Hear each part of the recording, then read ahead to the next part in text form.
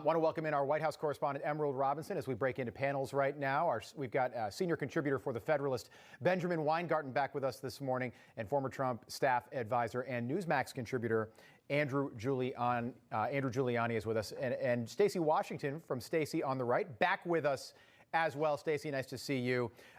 Benjamin, I want to start with you. You wrote a very interesting piece called Out of His Census, talking about the current national security crisis along our southern border, which is something that the Biden administration could have completely avoided had they just kept in place Trump policies that were working. Tell us about your piece and what's going on right now at the southern border. Yeah, so the genesis of this piece was sort of, look, while we're focused on the bread and circuses of the royal family and what ice cream flavor is Joe Biden's favorite, actually by executive order, he's executing a whole raft of policies that are utterly radical and completely belie the narrative that was put forth that the Biden administration was so-called a moderate administration. And even before this crisis on the border, although I think it contributes to it as well, by showing how soft the administration would be when it comes to defending our sovereignty and the rule of law.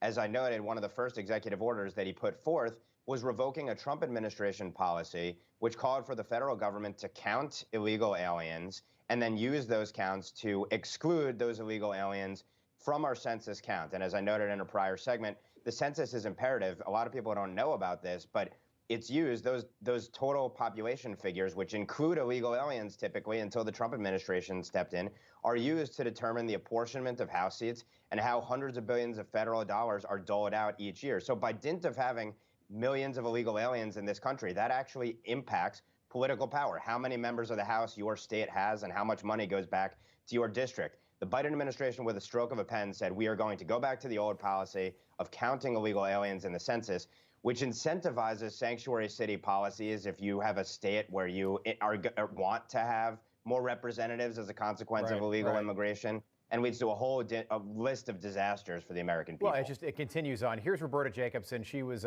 speaking yesterday at the White House. She talked about the fact that we've seen surges before. Take a listen.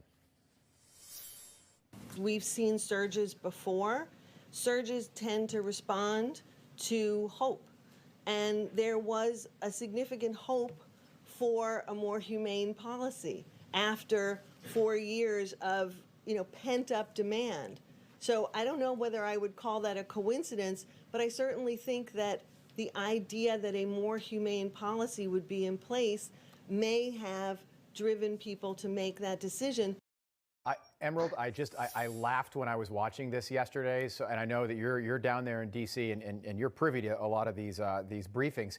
Here's the deal. I'm all for immigration legally. There is a way to do it legally. Right now, what's happening at the southern border, I mean, this is the HHS secretary, is asking for volunteers from his own office to travel to Texas to help out. Is that usual? Yeah. Well, no. I'm not calling her this. Look, having coyotes and smugglers incentivized to bring unaccompanied minors to the border is not humane, no matter how much flowery language they want to use. And in the global pandemic, with the American people suffering in the way that they have over the last year, now that today's the 1-year anniversary, there's nothing humane about that. Yeah.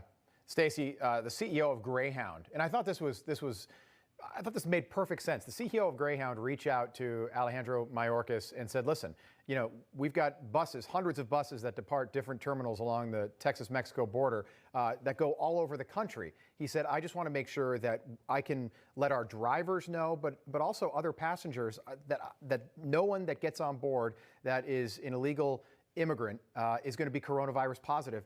And the secretary never got back to him. So these people they're now just going all around the country with coronavirus. That's right, Rob. The statistics show that 1 out of every 4 of the people who are crossing into the country illegally under the catch and release program are positive for COVID-19. And I just want to go back to that comment that she made about pent-up demand. Pent-up demand is used to describe products that are hotly anticipated and people are waiting for, like the 2021 Ford Bronco. I'm waiting on that to come out so I can test drive it, maybe get into it. Right. That's pent-up demand. People coming into the country illegally, that's law breaking. We need to define these terms and keep our terms straight. By the way, I'm into that Ford Bronco. I'm into that. There's a new Jeep coming out too. That like. You know what, Stacey? The new Attorney General, who was just confirmed yesterday, isn't clear or hasn't thought about whether crossing the border is actually illegal if you're a non-citizen. We're seeing law breaking turned into just, I'd offer you a cup of coffee, we drink it together. That's not law breaking. Illegal entry will be the same as that. Andrew, Jen Psaki, her very first press conference, January 20th, she holds her first press conference. One of the first things she said is that we will always be honest with you. Today is the 50th day of Joe Biden in office, and my goodness, that couldn't be further from the truth this morning. Yeah, well, when is Joe going to take some questions, right? We got his first primetime address today. Yeah. I'm waiting for Joe to take questions. One of the things that I've noticed from the White House is this is a rebranding effort on the border more than anything else. They don't mention DHS or ICE anymore. We know the tension around that from the Democratic Socialists and the AOC part of the party right there. They talk about HHS facilities. While there's a pandemic going on, it's a complete rebranding effort, and their lackeys in the press briefing room, not you, Emerald, their lackeys in the press briefing room, let them do it.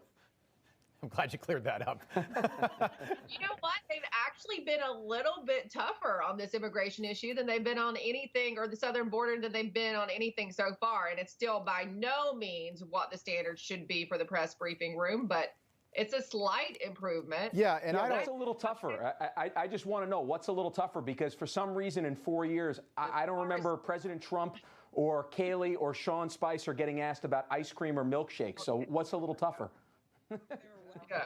Yeah, it's unbelievable. I think Ben really hit the nail on the head on the issue. It's not, just undoing Trump's policy. This is a very pointed policy with an anticipated result. All right, I want to talk about the COVID relief bill. You guys are coming right back in just a minute, so we can get into a lot of other stuff as well. But that COVID relief debacle of a bill finally passed the House yesterday, and Nancy Pelosi, as we've seen so often before, she was very excited to tell the American people that the bill passed. Take a listen. The Biden American Rescue Plan is about the children, their health, their education, the economic security of their families again. Our children's health is greatly protected by crushing the virus and by expanding access to health care through the Affordable Care Act expansions in here, Medicaid through FMAP, and in other ways as well. Our children's education is advanced with a $170 billion to open schools safely. All right, Andrew, I'll give you the final thought, then we'll pick it back up after the break. But about 7% of that bill goes to schools. Yeah, it's absurd, and let's just open up. I mean, it's time. I mean, we've already realized, if we want to follow the science here, that schools are not a place where there's high transmission rates at all. It's actually lower than average. You're absolutely right. When you see how little of this actually goes to immediate COVID relief, again, the branding effort. This is not a COVID relief bill, but they're pushing it as that. I think, unfortunately, Republicans have not done a good enough job of actually breaking down what's in this bill and telling the American people exactly what's in it. Because if they did, then I can promise you that 70% of Americans would not approve of this bill. All right, panel, thank you very much. Appreciate it. We'll see you guys right after the break. But